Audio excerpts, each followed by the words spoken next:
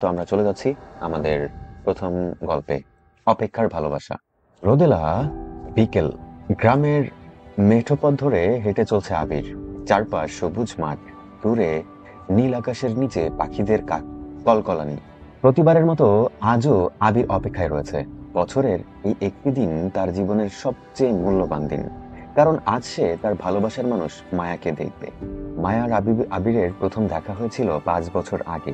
তখন আবির গ্রামে বেড়াতে গিয়েছিল। এক পুকুর পাড়ে বসেছিল মায়া। তার হাতে ছিল একটি বই। চুলগুলো হাওয়ায় উড়ছিল।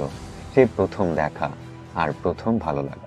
ধীরে ধীরে পরিচয়, তারপর গভীর বন্ধুত্ব, এবং শেষমেশ অজান্তেই ভালোবাসায় বাধা পড়ে যায় তারা।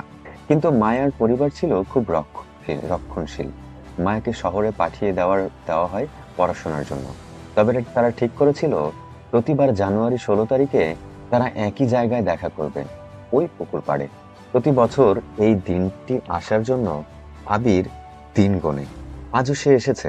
অপেক্ষার প্রতিটি মুহূর্ত তার হৃদয় যেন একটি নতুন আশার আলো জ্বালায়।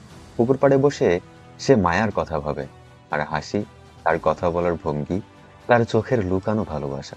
বিকেল গড়িয়ে সন্ধ্যা হয়ে যায়। আবিরের বুকের ধুকধুকানি বাড়তে থাকে। হঠাৎ দূরে একটি চেনা ছায়া দেখা যায়। মায়া, তার পরনে সেই লাল শাড়ি, আর আবিরকে বরাবরই মুগ্ধ করে মায়া কাছে এসে বলে, তোমার অপেক্ষার প্রতিটি মুহূর্ত আমারও প্রার্থনা হয়ে যায় আবির।